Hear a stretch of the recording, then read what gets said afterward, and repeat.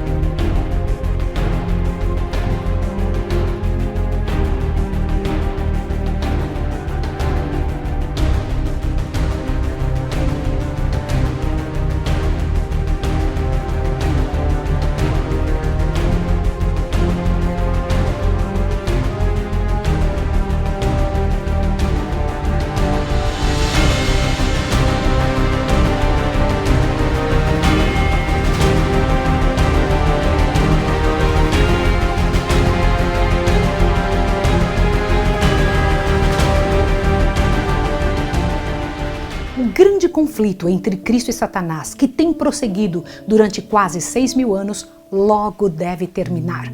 E o maligno redobra seus esforços para frustrar a obra de Cristo em prol do homem e prender almas em suas ciladas. Qual é o jeito? Quais são os planos de Satanás? Assim como Jesus tem o plano da redenção, Satanás tem o plano da perdição. Ele tem meios, ciladas para enredar você. Reter o povo em trevas e impenitência, até que termine a mediação do Salvador e não mais haja sacrifício pelo pecado, é o objetivo que ele procura realizar. Então, qual é o objetivo dele? Nos prender em nossos pecados, em nossos problemas, enquanto Jesus está no lugar santíssimo, para que assim nós não estejamos puros e nem possamos participar daquele momento ali.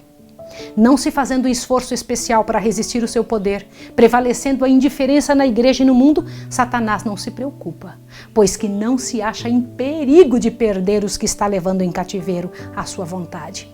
Mas ao ser chamada a atenção para as coisas eternas e almas indagarem que é necessário que eu faça para me salvar, então ele está a postos, procurando opor seu poder ao de Cristo e neutralizar a influência do Espírito Santo.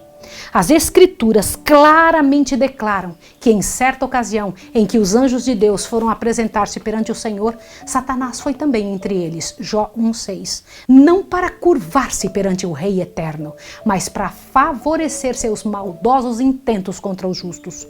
Com o mesmo objetivo está ele presente quando os homens se congregam para o culto a Deus. Posto que o culto das vistas, está ele a trabalhar com toda diligência para dirigir o espírito dos adoradores. Sabia que ele vai às igrejas? Formula de antemão seus planos. Vendo ele o mensageiro de Deus examinando as Escrituras, toma nota do assunto que é apresentado ao povo. Emprega então todo o seu engano e astúcia no sentido de amoldar as circunstâncias a fim de que a mensagem não atinja aqueles a quem ele está enganando a respeito daquele ponto que está sendo estudado. Você entendeu isso? Olha que coisa interessante. Quando uma pessoa vai estudar, olha, é isso que nós acabamos de estudar aqui no Grande Conflito. Quando uma pessoa está estudando os livros da Bíblia para fazer um sermão, ele fica de olho, ele anota os textos que a pessoa está fazendo ali, anota o sermão. Sabe para quê? Para no dia da pregação incomodar as pessoas que tinham que estar ouvindo. E bem nessa hora a pessoa dorme, uma criança anda, é bem desse jeito. Alguém que mais necessite da advertência estará empenhado em alguma transação comercial que requer a sua presença ou algum outro modo será impedido de ouvir as palavras que lhe poderiam demonstrar um cheiro de vida para a vida. Eu vou ler para você mais a respeito disso para que você entenda melhor. Presta atenção. Por outro lado, vê Satanás os servos do Senhor opressos por causa das trevas espirituais que envolvem o povo.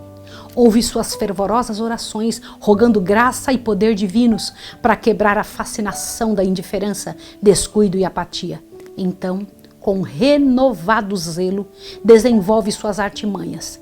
Tenta aos homens a satisfação do apetite ou de alguma outra forma de condescendência própria, embotando assim a sua sensibilidade, de maneira que deixem de ouvir precisamente as coisas que mais necessitam ouvir. Olha que sério, o que é isso que eu acabei de ler aqui no livro Grande Conflito? Que Satanás, ele dá comida errada para a pessoa, para que a pessoa fique toda embotada e chegue na igreja ela não consiga ouvir, não consiga entender. As pessoas que comem errado não conseguem entender as coisas do céu, que vivem sempre abarrotadas de comida, que não dão ao corpo a oportunidade do corpo descansar. A mente fica embotada, a mente não consegue entender. Satanás bem sabe que a todos quanto ele puder levar a negligenciar a oração e o exame das escrituras serão vencidos pelos seus ataques. Portanto, inventa todo o artifício possível para ocupar a mente. Sempre houve uma classe que, embora mostrando-se muito piedosos, ao invés de prosseguir no conhecimento da verdade, fazem consistir sua religião em procurar algum defeito de caráter ou erro de fé naqueles com quem não concordam. Tais pessoas são a mão direita de Satanás. Quem é a mão direita de Satanás? As pessoas da igreja que vivem buscando defeito nos outros. Os acusadores dos irmãos não são poucos, estão sempre em atividade quando Deus está a operar em seus servos e lhe está prestando verdadeira homenagem. Eles darão interpretação falsa às palavras e atos dos que amam a verdade e lhe obedecem. Representarão os mais ardorosos, zelosos e abnegados servos de Cristo como estando enganados ou sendo enganadores. É sua obra, a obra de Satanás, representar falsamente os intuitos de toda ação verdadeira e nobre, fazer circular insinuações e despertar suspeita nos espíritos dos experientes. De todo modo imaginável, procurarão fazer com que o que é puro e justo seja considerado detestável e enganador. Ninguém, portanto, e ninguém todavia necessita ser enganado em relação a eles. Pode-se facilmente ver de quem são filhos, o exemplo de quem seguem, a obra de quem fazem. O que Jesus ensinou? Pelos seus frutos os conhecereis. Mateus 7,16. Seu procedimento assemelha-se ao de Satanás, o odioso caluniador, o acusador dos irmãos. Apocalipse 22:10. O grande enganador tem muitos agentes prontos para apresentar toda e qualquer espécie de erro, a fim de enredar as almas. Heresias preparadas para se adaptarem aos vários gostos e capacidade dos que ele deseja arruinar. É seu plano levar para a igreja elementos insinceros, não regenerados, que incentivarão a dúvida e a incredulidade, estorvando a todos os que desejam ver a obra de Deus progredir e com ela queiram avançar. Olhe bem, Satanás leva para a igreja pessoas não convertidas para atrapalharem as outras. Muitos que não têm fé verdadeira em Deus ou em sua palavra concordam com certos princípios da verdade e passam por cristãos e assim estão aptos para introduzir seus erros como doutrinas das Escrituras. Olha que sério, que responsabilidade! A opinião de que não é, de consequência alguma, o que os homens creiam é um dos enganos mais bem-sucedidos de Satanás. Ele sabe que a verdade recebida por amor à mesma santifica a alma de quem a recebe. Portanto, está constantemente a procurar substituí-la por falsas teorias e fábulas ou por outro evangelho. Desde o princípio, os servos de Deus têm contendido com falsos ensinadores, não meramente como homens corruptos, mas como disseminadores de falsidades que seriam fatais à salvação. Firme e destemidamente se opunham aos que estavam desviando os homens da palavra de Deus. A liberalidade que considera como sendo sem importância uma fé religiosa correta não encontrava apoio algum por parte daqueles santos defensores da verdade. As interpretações vagas e imaginosas das Escrituras, as muitas teorias contraditórias concernentes à fé religiosa, as quais se encontram no mundo cristão, são obras de nosso grande adversário para confundir o espírito de tal maneira que não saiba distinguir a verdade. E a discórdia e a divisão que há entre as igrejas da cristandade hoje são em grande parte devidas aos costumes que prevalecem ao torcer as escrituras, a fim de apoiar uma teoria favorita. Em vez de estudar cuidadosamente a palavra, com humildade de coração, a fim de obter conhecimento de sua vontade, muitos procuram apenas dirigir ou descobrir algo singular, miraculoso ou original. Com o intuito de sustentar doutrinas errôneas ou práticas anticristãs, alguns apanham passagens das Escrituras separadas do contexto, citando talvez a metade de um simples versículo como prova de seu ponto de vista, quando a parte restante mostraria ser bem contrário o sentido. Com a astúcia da serpente, entrincheiram-se por trás de declarações desconexas, interpretadas de maneira a convir os seus desejos carnais. Muitos assim voluntariamente pervertem a palavra de Deus. Outros, possuindo ativa imaginação, lançam mão das figuras e símbolos das escrituras sagradas, interpretam-no de acordo com sua vontade, tendo em pouca conta os testemunhos das escrituras como seu próprio intérprete, e estão apresentando suas fantasias como sendo os ensinos da palavra de Deus. Quando quer que o estudo das escrituras se inicie sem espírito de oração, humildade e docilidade, as passagens mais claras e simples, bem como as mais difíceis, serão torcidas do seu verdadeiro sentido. Os dirigentes papais escolhem as partes das escrituras que melhor lhes servem a seu propósito, interpretam-nas de modo a lhes convirem e então as apresentam ao povo. Ao mesmo tempo em que lhes negam o privilégio de estudar a escritura sagrada e compreender por si mesmo as suas santas verdades. A Bíblia inteira deveria ser dada ao povo tal qual é. Melhor seria não ter nenhuma instrução bíblica do que receber os ensinos das Sagradas Escrituras tão grosseiramente desvirtuados. A Bíblia foi destinada a ser guia a todos os que desejassem familiarizar-se com a vontade de seu Criador. Deus deu aos homens a segura palavra da profecia. Os anjos e mesmo o próprio Cristo vieram para tornar conhecidas a Daniel, a João, as coisas que em breve deveriam acontecer. Os importantes assuntos que dizem respeito à nossa salvação não foram deixados envoltos em mistério, não foram revelados de tal maneira a tornar perplexo e transviar o honesto pesquisador da verdade, disse o Senhor pelo profeta Abacuque. Escreve a visão, torna-a bem legível, para que possa ler o que correndo passa. Abacuque 2:2. A palavra de Deus é clara a todos os que a estudam com coração devoto. Toda alma verdadeiramente sincera virá à luz da verdade. A luz semeia-se para o justo. Salmo 97, verso 11.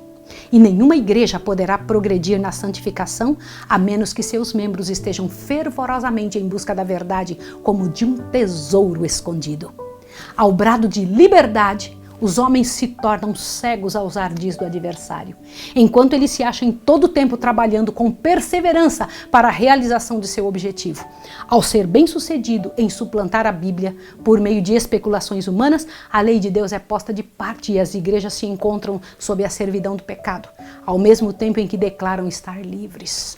Isso tem me impressionado muito, porque esta é na realidade o que tem acontecido com o planeta Terra. Eu vou ler mais um pedaço para você que você entenda. Para muitos, as pesquisas científicas se tornaram uma desgraça. Nossa! Deus permitiu que uma inundação de luz fosse derramada sobre o mundo em descobertas científicas e artísticas. Mas mesmo os maiores espíritos, se não forem guiados pela palavra de Deus em suas pesquisas, desencaminhar-se-ão em suas tentativas de descobrir as relações entre a ciência e a revelação. Toda ciência deve estar ligada à palavra de Deus, senão ela se torna um laço.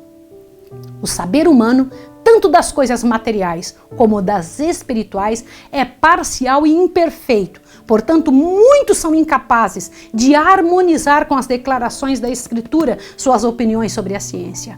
Muitos aceitam meras teorias e especulações como fatos científicos e julgam que a palavra de Deus deve ser provada pelos ensinos da falsamente chamada ciência. Olha, não é a ciência, olhe bem, não é a ciência que tem, olha que incrível. A ciência, ela não é maior que a Bíblia. A gente não tem que... Agora me prova que eu estou falando a verdade. Aliás, me prova que a Bíblia é verdadeira, se eu tenho essa informação da ciência. Entendeu isso? Se a ciência diz uma coisa, às vezes a pessoa diz assim, mas a ciência falou. Cuidado, cuidado, existe a falsa ciência. Timóteo 6:20 diz isso. O Criador e suas obras estão além de sua compreensão. E por não poderem explicar isso pelas leis naturais, a história bíblica é considerada indigna de confiança. Os que duvidam da fidelidade dos relatos do Antigo e Novo Testamento muitas vezes vão um passo além, pondo em dúvida a existência até de Deus e atribuindo à natureza o poder infinito. Alguns adoram até a natureza, você já viu isso? Tendo perdido sua âncora, são deixados a chocar-se contra as rochas da incredulidade. Isso só o Senhor Deus poderia ter dado uma frase dessa para a senhora White, né? A frase é quando eles perdem a âncora, são chocados contra as rochas da incredulidade. Agora, veja como o Senhor Deus diz que muitos são desviados da fé. Assim, muitos se desviam da fé e são seduzidos pelo diabo. Os homens têm se esforçado por ser mais sábios que seu Criador. A filosofia humana tem tentado defaçar e explicar mistérios que jamais serão revelados por todas as eras eternas. Se os homens tão somente pesquisassem e compreendessem o que Deus tornou conhecido a respeito de si mesmo e de seus propósitos, obteriam uma perspectiva tal da glória, majestade e poder de Jeová que se compenetrariam de sua própria pequenez, contentando-se com aquilo que foi revelado para eles e para seus filhos. É obra-prima dos enganos de Satanás conservar o espírito humano a pesquisar e a conjecturar com relação àquilo que Deus não tornou conhecido e que não é desígnio de seu que compreendamos. Foi assim que Lúcifer perdeu seu lugar no céu. Tornou-se descontente porque nem todos os segredos dos propósitos de Deus lhe eram confiados e desatendeu inteiramente aquilo que era revelado com respeito à sua obra na elevada posição a ele designada. Suscitando o mesmo descontentamento nos anjos sob seu comando, determinou-lhes a queda. Agora procura incutir, imbuir a mente dos homens do mesmo espírito, levando-os também a desatender os direitos e os diretos preceitos de Deus. Os que estão indispostos a aceitar as verdades claras e incisivas da Bíblia procuram continuamente fábulas agradáveis que acalmem a consciência. Quanto menos espirituais, altruístas e humilhadoras forem as doutrinas apresentadas, tanto maior será o favor com que são recebidas. Tais pessoas degradam as faculdades intelectuais de modo a servirem aos seus desejos carnais. Demasiado sábios em seu próprio conceito para examinarem as Escrituras, com contrição de alma e fervorosa oração, rogando a guia divina, não têm escudo contra o engano. Satanás está pronto para suprir o desejo do coração e apresenta seus ardis em lugar da verdade. Foi assim que o papado alcançou seu poderio sobre o entendimento dos homens e pela rejeição da verdade, visto implicar ela em uma cruz. Os protestantes estão seguindo o mesmo caminho hoje. Do que eu estou falando? Você precisa entender isso. Você precisa entender isso. Na verdade, o papado tirou a Bíblia do ser humano e trouxe fábulas inventadas. Aquele mundo pagão entrou dentro da igreja, o povo sem a Bíblia absorveu pensando que era verdade. O mundo protestante está fazendo o mesmo hoje. Você já parou para pensar que pouco se lê a Bíblia? É um textinho aqui e acolá. Não é incentivado o povo a ler e a estudar. E isso é coisa muito séria. Está na hora de começarmos a pensar, de começarmos a trabalhar dentro desse sentido. Todos os que negligenciam a palavra de Deus, a fim de estudarem conveniências e expedientes para que se não achem em desacordo com o mundo, serão deixados a acolher condenável heresia em lugar da verdade religiosa. Toda forma imaginável de erro será aceita pelos que voluntariamente rejeitam a verdade. Quem olha com horror para um engano, receberá facilmente outro. O apóstolo Paulo, falando de uma classe de pessoas que não receberam o amor da verdade para se salvarem, declara: por isso Deus lhe enviará a operação do erro, para que creiam na mentira, para que sejam julgados todos os que não creram na verdade, antes tiveram prazer na iniquidade. 2 Tessalonicenses 2, 10-12. Com tal advertência, diante de nós, cumpre-nos estar de sobreaviso a respeito de quais doutrinas recebemos. Entre as operações de maior êxito do grande enganador, encontra-se os ensinos ilusórios e prodígios da mentira do espiritismo. Você sabia que o espiritismo, em todas as suas formas, é uma das maiores portas de Satanás? Disfarçado em anjo de luz, estende suas redes onde menos se espera. Se os homens tão somente estudassem o livro de Deus com fervorosa oração, a fim de poderem compreender, não seriam deixados em trevas à mercê das doutrinas falsas, mas rejeitando eles a verdade são presas da ilusão. Outro erro perigoso é a doutrina que nega a divindade de Cristo, pretendendo que ele não tiver existência antes de seu advento a esse mundo. Essa teoria é recebida com favor por uma grande classe que confessa crer nas Escrituras Sagradas. Diretamente contradiz, todavia, as mais compreensíveis declarações de nosso Salvador com respeito à sua relação com o Pai, seu caráter divino e sua pré-existência. Não pode ser entretida sem a mais injustiçada violência às Escrituras. Não somente rebaixa as concepções do homem acerca das obras da redenção, mas solapa a fé na Bíblia, na palavra de Deus, como revelação de Deus. Ao mesmo tempo que isso a torna mais perigosa, torna-a também mais difícil de ser enfrentada.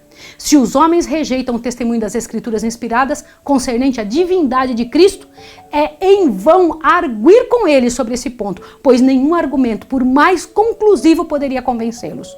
O homem natural não compreende as coisas do Espírito, porque lhe parecem loucura, e não pode entendê-las, porque elas se discernem espiritualmente. 1 Coríntios 2,14.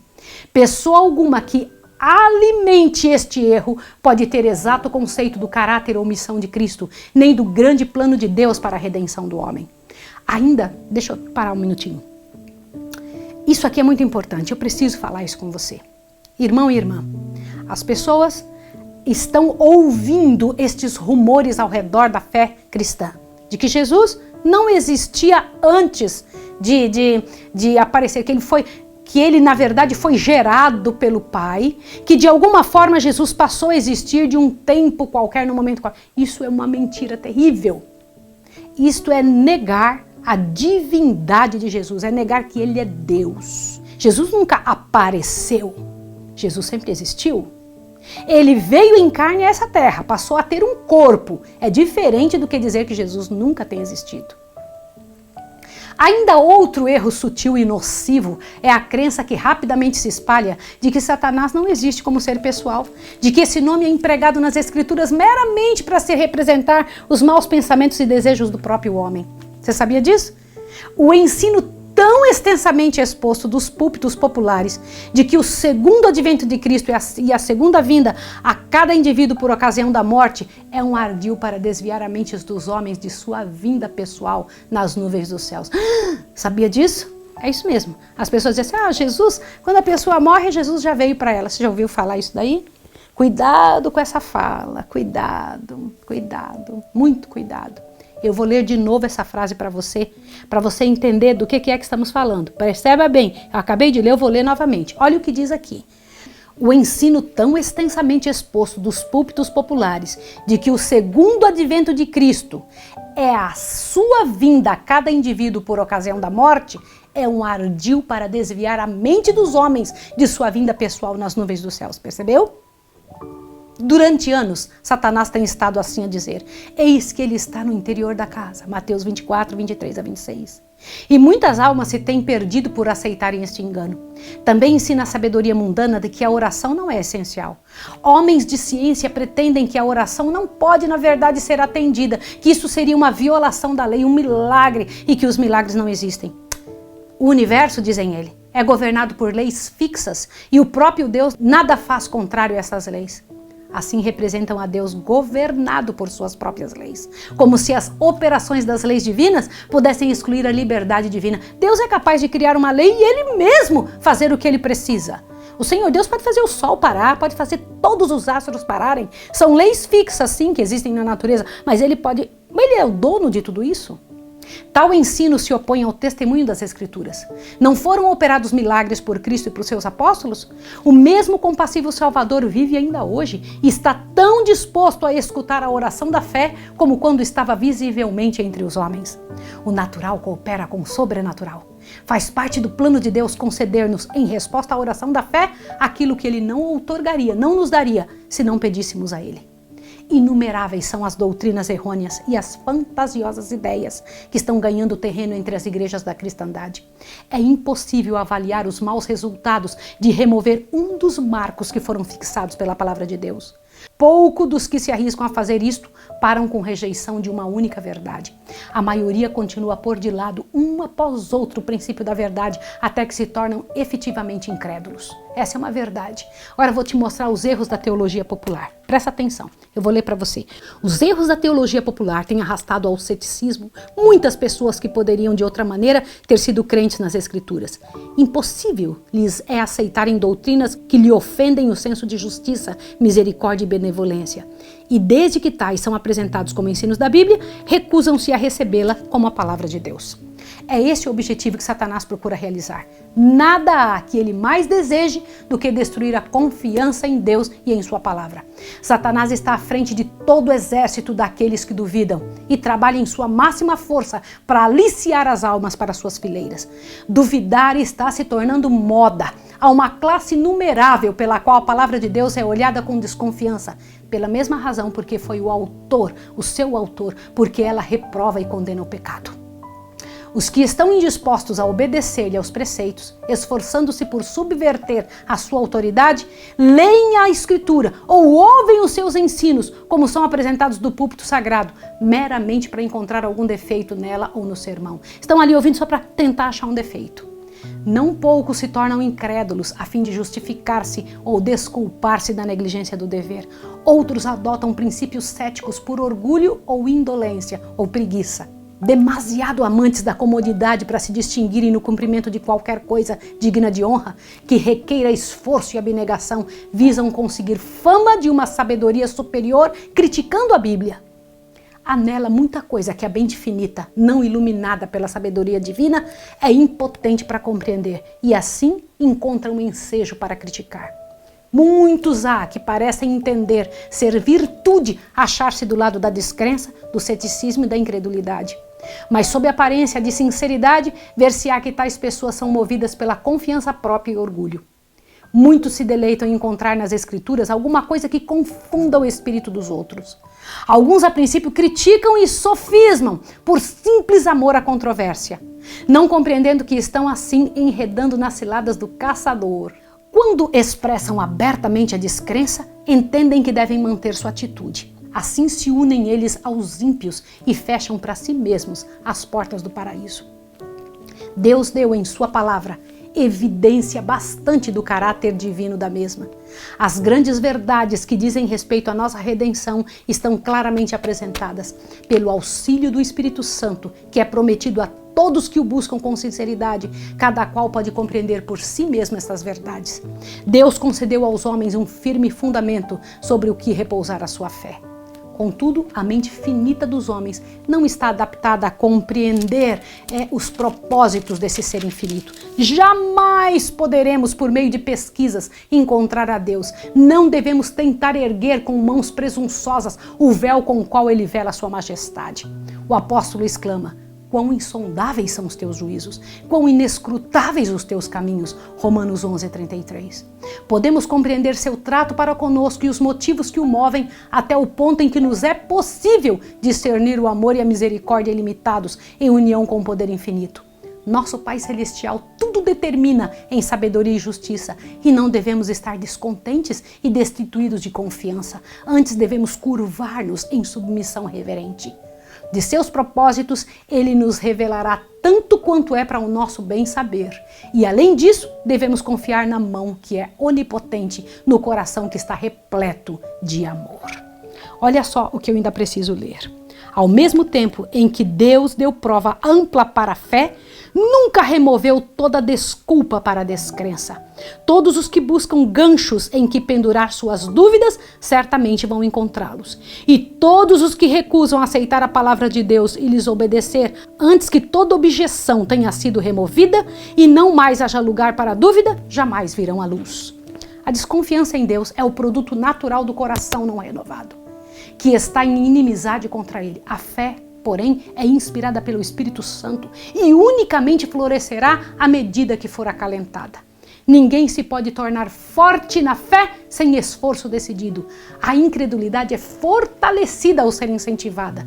E se os homens, em vez de ocuparem-se com as provas que Deus deu, a fim de sustentar sua fé, se permitirem discutir e cavilar, verão que suas dúvidas se tornam constantemente mais acentuadas. Mas os que duvidam das promessas de Deus e não confiam na segurança de sua graça estão a desonrá-lo. E sua influência, em vez de atrair a Cristo, tende a repeli-los dele.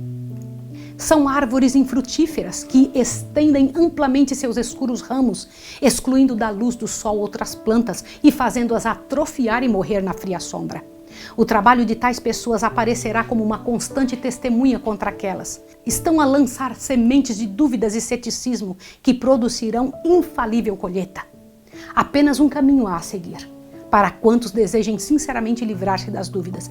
Em vez de questionar e cavilar com relação àquilo que não compreendem, atendam à luz que já resplandece sobre eles e receberão maior luz.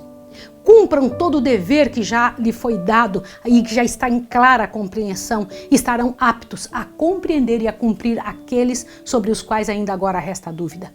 Satanás pode apresentar uma contrafação tão parecida com a verdade que engane aqueles que estão dispostos a serem enganados, aos que desejarem excluir a abnegação e o sacrifício exigido pela verdade. Impossível lhe é, porém, reter sobre seu poder uma só alma que sinceramente deseje conhecer a verdade, custe o que custar.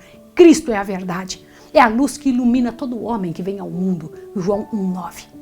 O Espírito da verdade que foi enviado para guiar os homens em toda a verdade.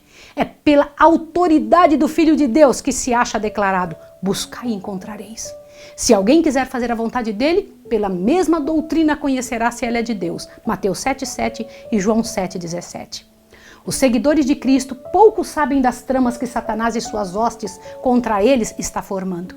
Aquele, porém, que se assenta nos céus, encaminhará todos esses estratagemas para o cumprimento de seus profundos desígnios. O Senhor permite que seu povo seja submetido à atroz prova de tentação, não porque tenha prazer em aflição e angústia, mas porque tal operação é indispensável à sua vitória final. Ele não poderia, de maneira coerente com sua própria glória, escudá-los da tentação, pois o objetivo da prova é prepará-los para resistirem a todas as seduções do mal. Eu vou ler mais uma coisa para vocês agora. Presta atenção nisso aqui, ó. Uma coisa importante que vocês podem aprender. Presta atenção, olha só. Nem homens ímpios, nem demônios podem embaraçar a obra de Deus ou excluir a sua presença de seu povo, se este com o coração submisso e contrito confessar e abandonar seus pecados e com fé reclamar as promessas divinas. Toda tentação, toda influência adversa, quer manifesta, quer secreta, pode com êxito ser vencida. Olha só, não por força, nem por violência, mas pelo meu Espírito, diz o Senhor dos Exércitos. Zacarias 4, verso 6. Aleluia! Os olhos do Senhor estão sobre os justos, os seus ouvidos atentos às suas orações. E qual é aquele que vos fará mal se fordes zelosos do bem? 1 Pedro 3, 12 e 13. Quando Balaão, seduzido pela promessa de ricas recompensas, praticou encantos contra Israel, por meio de sacrifícios ao Senhor, procurou invocar maldição sobre seu povo, o Espírito do Senhor vedou o mal que ele anelava pronunciar. E Balaão foi forçado a dizer: como amaldiçoarei aquilo que Deus não amaldiçoou? E como detestarei quando o Senhor não detesta? A minha alma morra a morte dos justos e seja o meu fim como o seu. Quando novamente foi oferecido o sacrifício, declarou o ímpio profeta: eis que recebi mandado de abençoar, pois ele tem abençoado e eu não posso revogar. Não viu iniquidade em Israel, nem contemplou maldades em Jacó.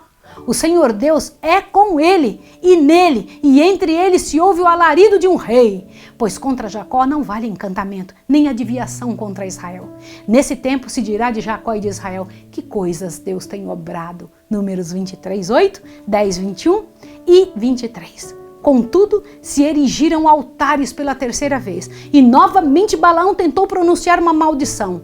Mas mediante os obstinados lábios do profeta, o Espírito de Deus declarou a prosperidade de seus escolhidos e repreendeu a loucura e malignidade de seus adversários, dizendo assim, ó: benditos os que te abençoarem e malditos os que te amaldiçoarem. Números 24, 9.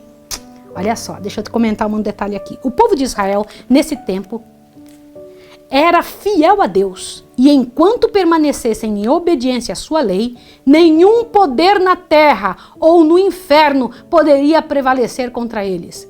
Mas a maldição que Balaão não foi permitido pronunciar contra o povo de Deus, conseguiu finalmente trazer sobre eles, seduzindo-os ao pecado. Ao transgredirem os mandamentos de Deus, separaram-se então dele, sendo transviados a sentir o poder do destruidor. Satanás está bem ciente de que a mais débil alma que permaneça em Cristo é mais que suficiente para compelir as hostes das trevas e que, caso ele revelasse-se abertamente, seria enfrentado e vencido. Portanto, procura retirar de suas potentes fortificações os soldados da cruz, enquanto jaz de emboscada com suas forças, pronto para destruir todos os que se arriscarem a penetrar em seu terreno. Unicamente com humildade e confiança em Deus e obediência a todos os seus mandamentos poderemos achar-nos seguros. Ninguém sem oração se encontra livre de perigo durante um dia ou uma hora sequer. Especialmente devemos rogar ao Senhor sabedoria para compreender a sua palavra. Ali, na palavra de Deus, estão revelados as armadilhas do tentador, os meios pelos quais se pode a ele resistir com êxito. Satanás é perito em citar as Escrituras, dando sua própria interpretação às passagens pelas quais espera fazer-nos tropeçar. Devemos estudar a Bíblia com humildade de coração, nunca perdendo de vista a nossa sujeição a Deus, ao mesmo tempo em que nos devemos nos guardar constantemente contra os ardis de Satanás. Cumpre com fé orar sempre dizendo: não nos deixe cair em tentação. Você viu quais são as armadilhas de Satanás? Quais são os seus ardis? Ele tem vários meios para nos fazer cair. No próximo estudo nós vamos estudar: é o homem imortal? O que acontece quando alguém morre? Chame as pessoas que têm dúvidas sobre isso. O que acontece? Por que algumas pessoas veem espíritos desencarnados? Esse é outro ardil de Satanás. Eu vou orar com você agora. Vamos fazer uso da oração? Senhor Deus bendito, louvado seja o teu nome, porque o Senhor hoje deixou esclarecido quais são os ardis de Satanás. Nos ajude a estudar uma e outra vez esse estudo, para que nós possamos estar alertas, porque Satanás não pode ter poder sobre aquele que busca o teu trono, que busca a tua vontade e a tua bênção. Envolva-nos, ó Pai, proteja-nos, em nome de Jesus. Amém. Que Deus abençoe você e até amanhã.